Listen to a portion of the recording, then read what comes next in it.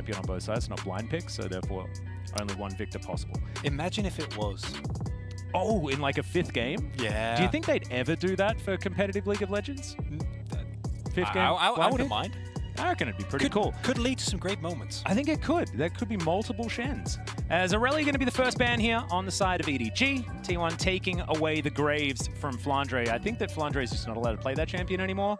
Just looked a little bit too good on it. He's so good at playing weak side on the Graves when he has to, and Graves is just so strong right now. Like, I think this champion is really going to be moving up the list for not only Flandre, but for a lot of players going forward into quarters and things like that. But see, once again, that Draven removed from Gumayusi, for those who don't know, was the first champion he ever played competitively in the World's Gauntlet last year.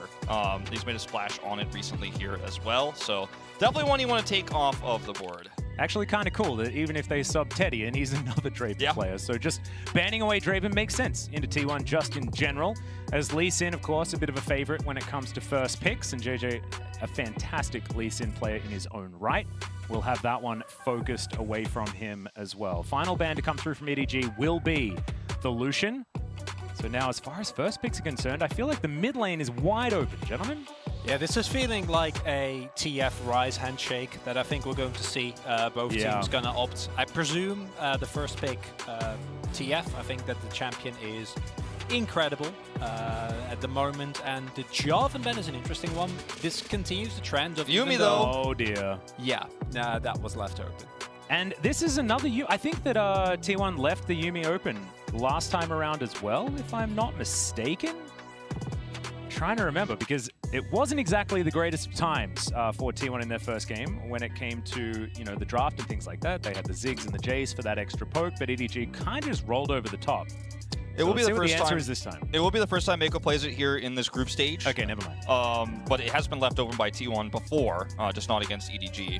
And they'll get the Twisted Fate with this Yuumi pick coming through. Faker has played that so much already here at Worlds twice already. This will be the 3rd time. We talked about it being the targeted ban in that game against 100 Thieves just moments ago. And this time he's going to get it, but you imagine, as was mentioned by Chronicler earlier, this will be matched by the Rise because you need to have the ability to match that rotation. Alternatively, Sylas could be a pick you go with here if you wanted to have a little bit more of an aggressive mid lane presence, but the scaling that you're going to get with the Rise is so much stronger.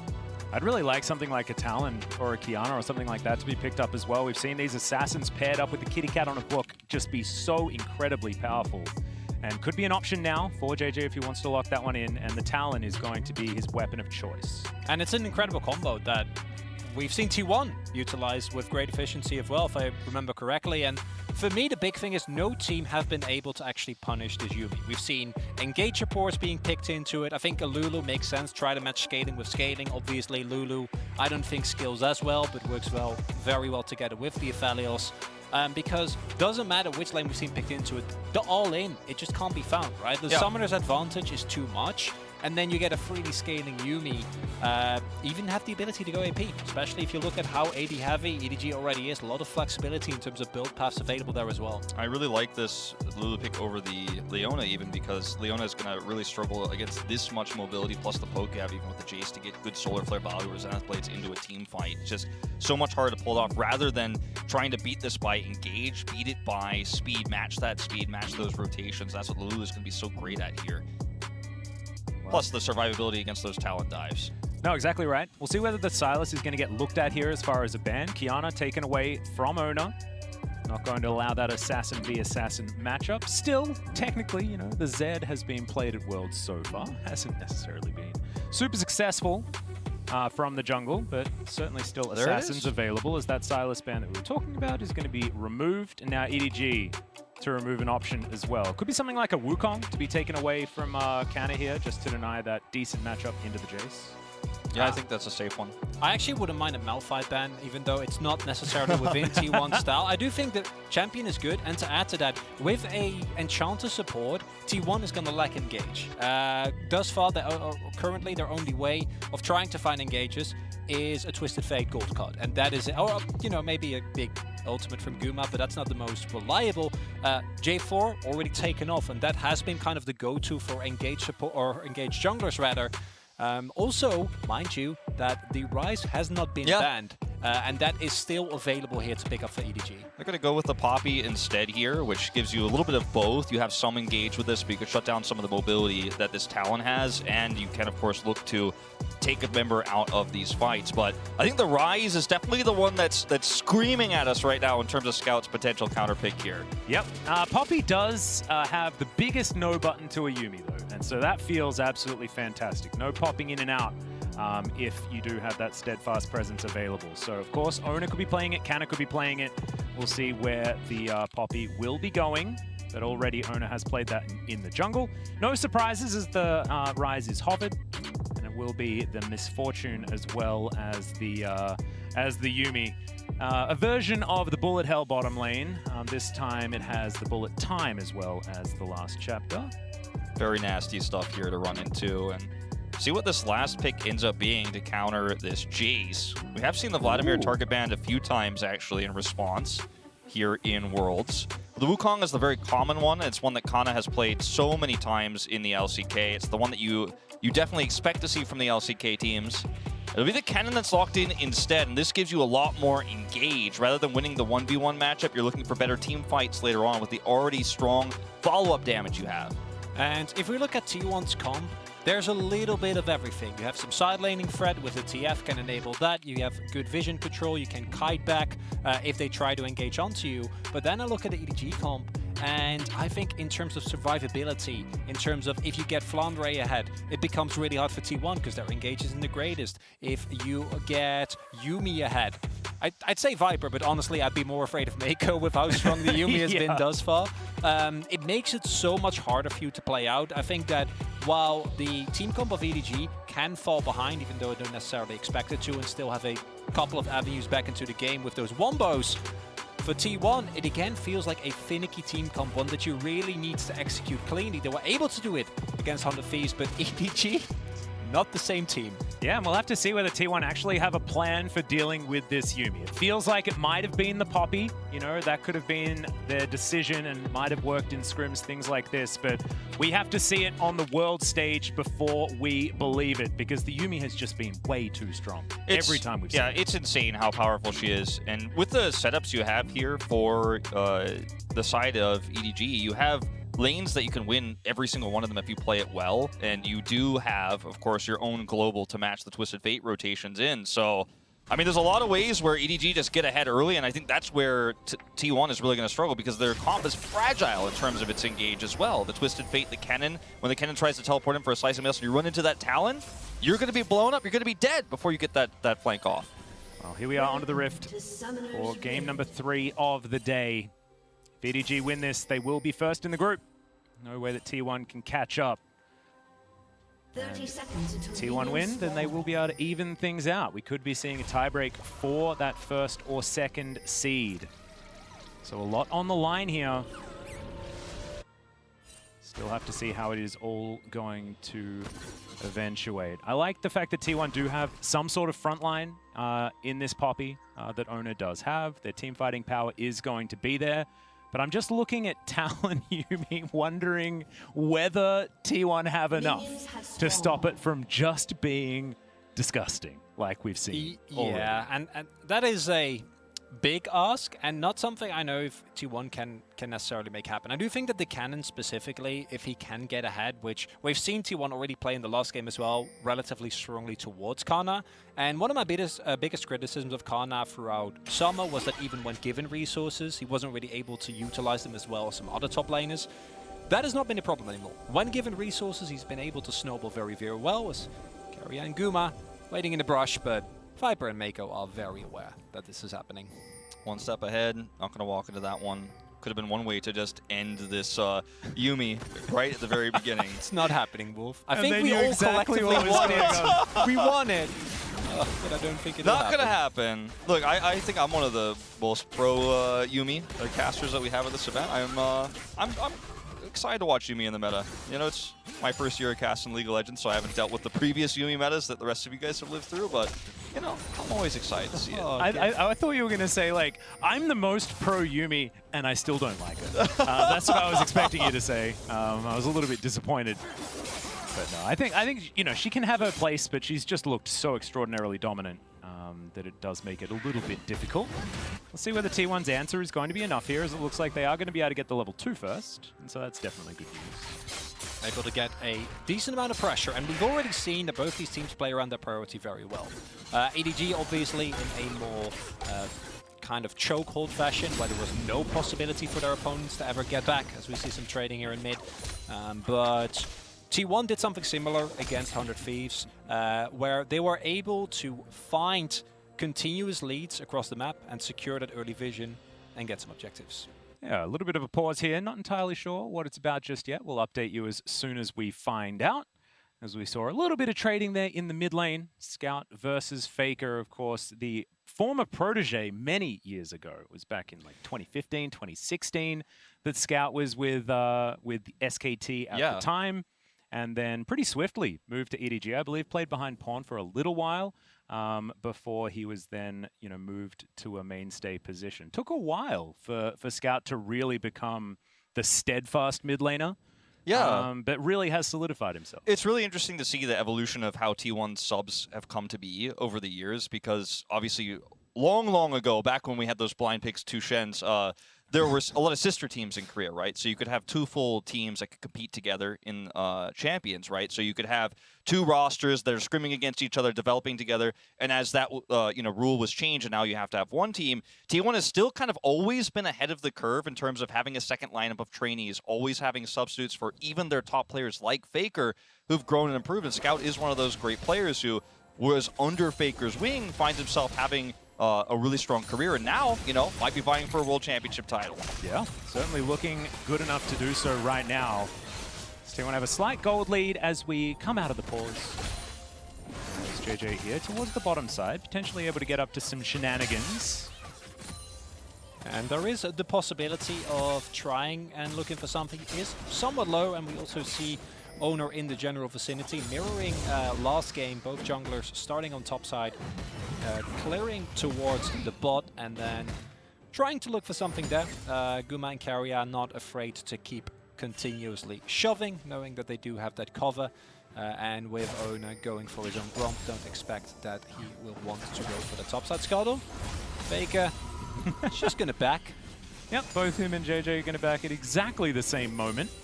As Faker's going to cancel his. Not going to be cancelled on the side of JJ, as you can see Faker just wants another wave. Trying to move through and grab it. Is kind of going to soak a shock blast here from Flandre, who once again is on the Jace so far. Two different champions that he's played here at Worlds.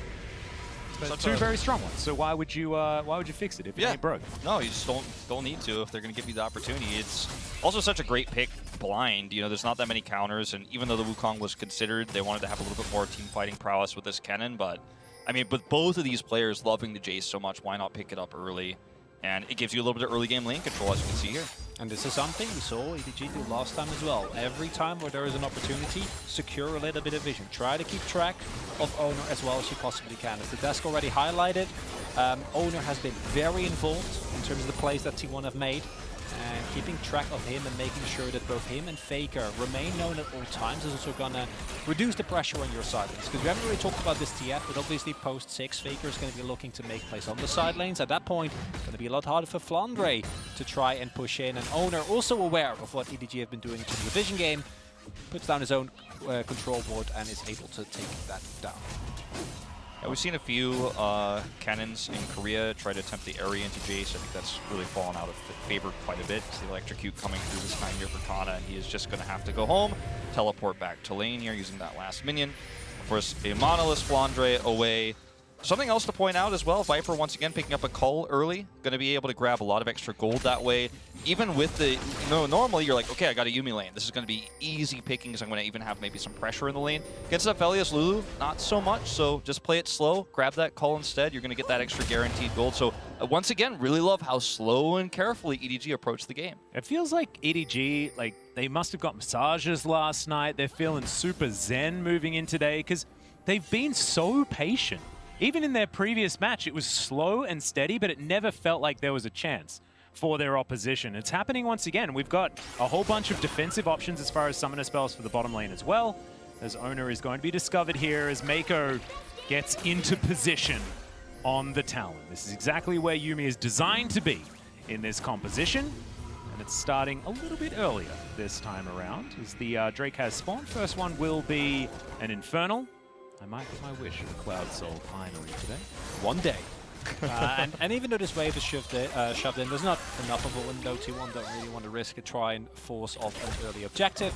So instead, they are going to just continue the pressure. And this is one thing that we have seen Gumayushi and Carrier do consistently on especially this Aphelios Lulu lane, is make use of the pushing power that this combo of champions has to continuously try and apply pressure to those plates.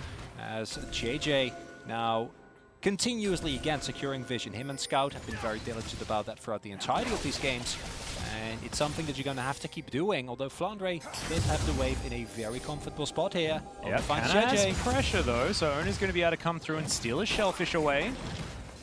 Hate that. Go to the fish market, you've just handed over the money, and then somebody else just comes and swipes the bag. Yordle with a hammer. Yeah, and it's a Yordle with a hammer. Not playing Lollipoppy, though, so not as scary as it could possibly be. Still very frustrating. So JJ losing out on that one, but not the end of the world at all. Critical timing there for Scout to grab the blue as he's low on mana. That means he can stay in lane here against Faker, totally fine. It's actually a really nice timing there for JJ to help him pick that one up. Part of the reason why you see that aggressive rotation over there from T1, because they know that that's where he's going to be focusing. Faker is going to, again, be able to clear some vision here and get that ward next to the Raptors.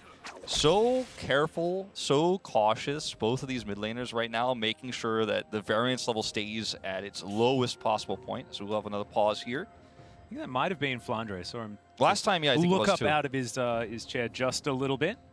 So maybe struggling somewhat. But yeah, it's been, once again, pretty slow, pretty steady. But both of these teams looking like they're okay with the situation, right? Both of them are like, yes, I will handshake because I have the scaling composition. But which team actually does, Chronicler? Tell me. You got to go with Yuumi, right? Yeah, I'm scared of it. As the Elsa King, I'm scared of it. Yeah, I see Aphelios Lulu, and that's what I want to go for. But I think similarly to what we saw in the 100 Thieves game, there it never came to fruition, right? 100 Thieves had to press R comp, didn't press the R button, unfortunately, so we never really saw the power that comp had. But the range that the Azrael and Orion provided in that game, we have in this game as well. I think that Flandre in particular has been an extremely stable top laner on the Jace. He's got the comfort pick, and Jace hasn't been for the longest time, you know, that I need to win lane, I need to bully early. He skills very well. We saw how much damage in the last game Kana was able to do once he finished his Surreal Dust, even against the Malphite. And I think that something similar might happen in this game. Another big thing for me is that if you go in aggressively as T1 and you try and make a play, you try to set up a dive, and it is not executed 100% cleanly, Yuumi is going to mitigate anything that you do. Whereas for T1, like, you have Lulu shields, but you can't really deal with the poke that they throw at you. And then again, the engage from T1 isn't the greatest. So I wonder if they don't force through side lanes, which I think with how EDG has been playing is really, really hard, how you're going to continuously find openings to actually make plays and try and deal with the absolute nightmare that is Yuumi. I mean, Yuumi aside, one of my biggest concerns is that you're going to have to deal with JJ's Talon at certain points. And one of the ways that you can engage as T1, some of your best tools are going to be that rapid fire cannon gold card, right, from range, or the flanking cannon, whether it's via teleport or you're trying to, you know, skirt your way around the other side of a Baron pit or the other side of a Drake pit. And if you get spotted by EDG at any moment, because Talon can go over walls, he can collapse on the cannon so quickly, maybe even force him to use his ultimate in a 1v1 on the side of a team fight. Then you've lost all your engage. Talon finds his way back into the other side of the fight. He's got that Yuumi to speed him up. And I think that if T1 go into the late game fairly even, it does feel like maybe that's the path we're walking right now, that I think Edward Gaming has just so many more ways to play around objectives later on that makes me very worried. Yeah, not to mention that, you know, Viper will slowly cash in the cull, have a good time, become this misfortune that has an R button that can tear T1 apart at a moment's notice as well. They have the poke coming through from Flandre. I feel like there are a lot of win conditions on EDG's side, but there is side laning from T1. They have shown that they are very good at it. Faker is on Twisted Fate. Faker has definitely developed into one of the best utility mid laners that we have, and Twisted Fate certainly fits under that umbrella. And so looking forward to seeing whether T1 can actually play some of these side lane mind games. The difficulty is they're playing against EDG, and they're super good at late game macro, mid game macro, early game macro, and late game macro, and outside of game macro. So they're just good. Yes. Thank you, Atlas. They have good macros on their keyboards. Yes. Yeah, I was just trying to... You were trying to be thorough, and I respect that, like EDG have been all day. And then again, you look, you talk about the TF, but there's also a Ryze in this game, right? And Ryze has a similar impact around the map. The Realm Orbs can even take a whole team, and the Realm Orbs was something that T1 throughout their run with the LCK have used so much and relied upon very heavily for fighting early aggression and trying to find really big mid-game tempo swings. And T1 don't get matched here and might have an opportunity to go for Flandre here. Yeah, it's a big flash to come through. Carrier just looks him down, and Flandre is terrified of the Glitterlance, so they will be able to move on forward. T1 got themselves the Rift Herald and were uncontested. And look at this crescendum in the top lane. This is where you send your Aphelios. We've seen this so many times in the LCK. You make a rotation like this with a bot duo, and if you get a kill, amazing. If you don't, you're still going to get so much power on this Aphelios. What's the one thing that T1 always do? This. They go for early Herald with everyone, and this time the rotation isn't read by EDG. Yes, they cross-map. They're able to pick up a couple of plates on Viper. They're able to clean up the side of the jungle, or the bot side of the jungle. But I don't think These that's plays a aren't trade equal. that you'll take. Yeah, No. these plays are not equal. I mean, you're going to get all these plates very slowly here as EDG, but you're going to give over that extra inner turret gold here potentially. They have to commit so many resources to defend it, but 2 charges here and all the plates to top side. Yeah, in trade for 3 plates on the bottom side. Oh, 2 so far, but 3 is going to come down as Viper tidies this last one up. So he is going to be able to get a lot more gold by himself. But for the team, T1 certainly coming way out ahead on this one. Scout moving down, looking to clear out some vision. So EDG were actually very good at denying T1 their Herald play that they love to go for in their last matchup. So of course it was no surprise to them that this was the play that T1 made. I have a feeling that because EDG were getting shoved in so effectively by T1 on the bottom side of the map, they weren't able to have that tempo and the priority to get themselves around the map as early as T1 were. So it felt like they just didn't have the resources to make the play. Maybe a little bit caught off guard. Viper has caught up in terms of waves now, obviously, with the gold that came through the first turret blood going on to Guma. In terms of gold, I expect he will still be substantially ahead. But in terms of TS, at least, in terms of experience, Viper now a little bit more caught up than he was previously. And now a 1k gold lead for T1 early, I think, is something that they're going to be happy about, but also not something that really breaks open the game. And also Kana now possible for him to get punished in that longer lane if Scout goes for either a TP or a Realm War play, or JJ uses his mobility with or without Mako to try and collapse on an overextending camp. I mean, they have a very slight teleport advantage right now, as Kana's teleport is not yet online, and you know, he's going to be able to sit freely there in the top side of the map. Kana's, because his teleport's almost coming up, they have so much vision control around this rig. T1 feel like they can play this tug-of-war game here, and there's just no real answer, unfortunately, on the side of EDG. You're not going to get anything out of this. You're not even going to be able to push those bottom plates anymore, and trading up once again here in the macro game for T1. Well, Flandre is now in trouble. The immediate flash in from Canna, and they just explode the chase. Flandre with no flash, no way out. Yeah, you used it earlier, now you don't got it. And I talked about overextending for Kana. As it turns out, it's not Kana that's overextending, it's Flandre. Very close to his own turret. Overextending next to his inner turret. I know, but there is a TF in the game, and that's why this pick has been so pivotal this Worlds. That's why he's been first picked basically every single time.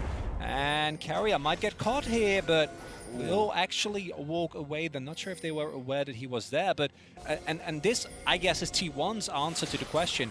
How do we deal with Yuumi? Don't deal with it. Make cross-map plays, get the TF, and try the hard force. Whether that's going to be enough remains to be seen, because we've seen teams be in a disadvantaged position, but fight their way back using the power of that Yuumi. Yeah, and you know, this is a situation where I don't know exactly where Scout's wave was there, but a little bit hesitant to match that with a Realm Warp or a Teleport, just not having the read on it means that, you know, EDG kind of just getting caught with their pants down a little bit here, because you know the play is potentially there, and Flandre, that's why it's an overextension. Yes, he's next to his inner turret, but if your teammates are not ready to react so quickly, like, if your teammates are not ready to react, you can't be there, you know? And you've got to be communicating that a lot better.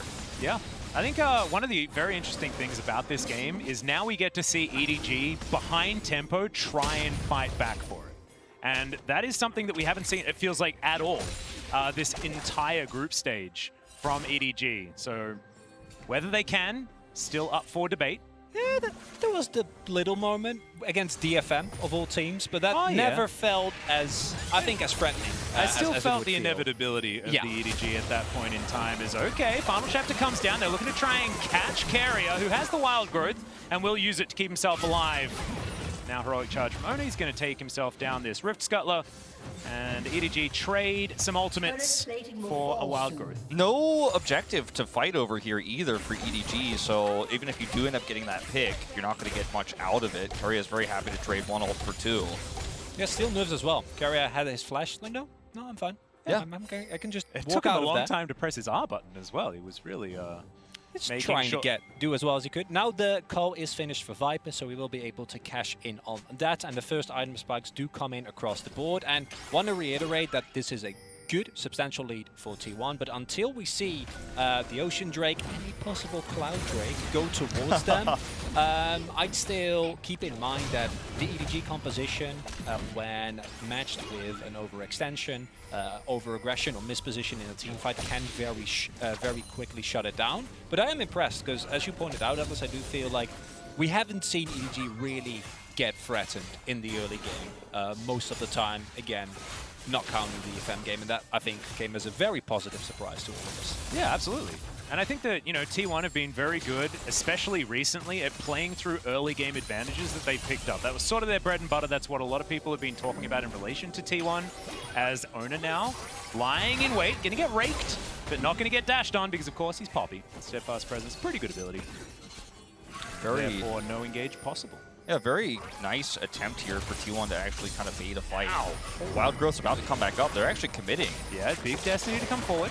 And by big, I mean Faker's just going to head into that Pix Brush. You're going to lose a lot bottom with this, actually, as T1. Trading a turret maybe for Shirley as Gumayushi just trying to bully his way back towards this mid lane. Clears out the minion wave. But this is all T1 against the clock as they want to be able to take Shirley. Scout has teleport, so he can join this fight if EDG want to After getting the turret as well, so they're trading up. He just wants more. He's just trying to slow us down, but T1 are going to get it. Yep, Canna also trying to rotate around, but he's not quite in position. But T1 do manage to lock down the Rift Herald. Now Faker moving on in. There's the final chapter. Maybe a flash needs to be used, but no, it's going to be the stopwatch first. As that bullet time just to zone T1 away from their turret. Now the teleport's going to come through. Moonlight Vigil comes down from Gumayushi already. So much damage available to flash forward. The dash cannon as well from Canna, but now they're trying to turn it around. The Yuumi, unfortunately, oh no, Mako tries to save his jungler, but instead throws his life away, and T1 wipe the team fight. Such a beautiful fight from T1. You have Kana on the flank on the left side there. He gets into a position to push, and then as soon as Edward Gaming push a little bit too far, he can teleport in. You've got that lockdown there.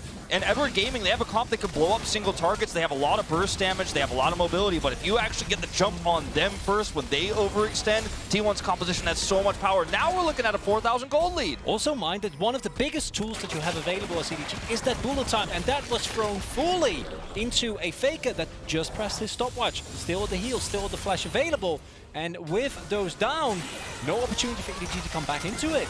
Yeah, and here's the new Axe Effect replay. This was the zoning ultimate to come through from Viper to give them space in that mid lane, force T1 out. But Gumayushi landing this Moonlight Vigil is just so important, and the Steadfast presence is such high value. Oh, yeah. It's that flash engage from Ona, right? We talk about the lack of engage from T1. Well, as it turns out, EDG walks a little bit too far forward. Ona will not hesitate to flash. Kana on the cannon, we've seen him do it many a time, go forward very aggressively. And because of how quick and bursty that fight is, you also don't get to use one of the greatest powers of the Yuumi, which is the consistent healing that it provides and the longevity in slower, more drawn-out fights. And that's why this is a big overextension from EDG. The other thing, though, is that with Kana's positioning there, where he could have flanked around the Herald, he then goes to the top wave and is actually going to start threatening an inhibitor turret. If EDG don't commit to that play and they just walk away, Kana keeps his teleport, he keeps that pressure on. It's kind of a checkmate scenario there for T1. They're like, well, if you don't make a choice, if you don't go in, you're going to lose out a little bit. And they do commit, and they're so ready there with the Poppy Flash to punish. And now they're going to grab a second Drake here. The advantages just are really starting to stack up right now. And with the pushing power that T1 has with this composition too, they're going to start getting that deep vision. For the first time ever, it feels like EDG is not only a little bit behind, but actually really on the back foot. Yep. Now 4 members of T1 on the bottom side of the map. Flandre is going to be counter-pushing on the top side. So they are going to go turret for turret as far as those outers, but it might be inner turret falling down as well here for T1. As Ona's going to move on round the side. EDG, the rest of them getting into position as, oh dear, that is a very dead Lulu once again. As that is now Moonlight Vigil to come forward, and I think that was the ulti from Viper immediately cancelled as well. Yeah, Ona says no. I actually will not eat a bullet time. Yeah. I would rather not. But still, really nice punish from EDG. And you haven't finished the sentence, EDG on the back foot. They immediately show why you cannot overstep against this team. T1, get a little bit greedy, get the chakrams up and think, okay, maybe we can push. That's a lot of gold that's standing there. And EDG recognizes it and goes in hand. Yeah, and in this Axe replay, you could just see, I mean, the lockdown is there. The root, the Everfrost there, the last chapter. There's no way out when you do just step that 1 foot too far over the line without Flash. I really wanted to see that cancel again because it was very fun. It didn't actually have an impact at all because it was just the 1 kill. But it did be funny. It did. Still, good disengage there from Ona as well, as Destiny's going to come forward. Faker looking for his opportunity. Everfrost onto Viper, but not too much more, as there's the empowered shock blast. Faker still looking for it, as that's a very fast red card, as now the flash forward from Canna. They get the stun onto Flandre, and he is just dead. As soon as Ona gets there and presses W, there is no way out. Put some respect. T1 keep pushing forward. Put some respect in Kanna's name. This guy is making big plays this game. Flash forward there once again. It's not over yet. Yeah, the ulti to come through. His great stun card comes out from Faker. Joy in a little bit of trouble. Now the ulti is on cooldown. Scout flanking through the side, but T1 are not relenting. They're looking to take down this inhibitor turret. And there's the stun. The walk up and stun from Ona is now Scout's in trouble. Ona still pressing forward. Canna getting some damage down onto Viper, who has to get out of there with his Gale Force. And T1, they've just walked in, taken the turret, and now they'll walk back with a long road towards this Baron. And that was an overextension from EDG. Your key ultimates were down there. You didn't have your final chapter, you didn't have your bullet time, and without those available, T1 can actually play it that avert, right? Like Kanna, everyone sees him coming from a mile away. Faker tries to set up the play very aggressively. Kanna's like, no, I got Protobell and E, and I also have my flash, and we're gonna make this happen. And because you're not walking into a bullet time, you're not walking into Yuumi ult, you actually get away with it. You have so much CC as T1 on single targets like this that, yes, the Yuumi healing is great and it can sustain you, but if you get caught like that and you're just chain stunned, there's no great turn without bullet time. As you mentioned, there's no great turn without last chapter. So aggressive plays like that on the cannon are really going to come up big for Kanna every time he's able to pull it off. So needs to be a lot more respect shown here for EDG. On the other hand, if EDG just sit back and wait, then T1 just controls vision around Baron. They can start Barons very quickly. They have a composition that can rush it down pretty fast. And you have to respect it. Speaking of which, I mean, this is a moment where you don't have a lot of information as EDG, and now T1 gets set up a fight in this choke point with a new slicing Maelstrom that's set up. I mean, how do you respond here as EDG? You don't have a lot of information. You don't have a lot of choices. Look at this. Blind. Oof. I was a little bit scared for Viper there, but he is going to be all right. It's T1 in position. Faker finds the gold card. Everfrost, the chain CC is just too good. And with the Destiny, he can't go invisible. It's just impossible for the Talon to get himself out. And now Destiny from Faker immediately back towards this Baron. No jungler on EDG. It's about as textbook as it gets. And again, the ultimates are down. They were both used in that fight, but there is still the poke available. T1 might get their health wards taken low here, but they're looking for a possible turn. Yep, Faker already on the flank. Looking for Flandre. Control ward goes down as now Flandre in trouble once again. Ona is going to get on forward. He takes a lot of damage, but he's going to be absolutely fine. Once again, Canna finding everyone with his ultimate. The Realm Warp gets the rise out, but they're not going to be able to stop this Baron anymore. There's just no way you could take this fight without those crucial ultimates, but you can't just give up the Baron. You've got to try something. It was an incredible flank there from Faker. You lock down the Jason, blow him up. There's just no damage realistically in this fight anymore. And that's going to be Viper's first death of the tournament. Yeah, Showmaker, 5th game. Viper, unfortunately, 5th game as well. The curse! The 5th game curse! then 5. No one else has Unfortunately. been that unlucky this world, have they?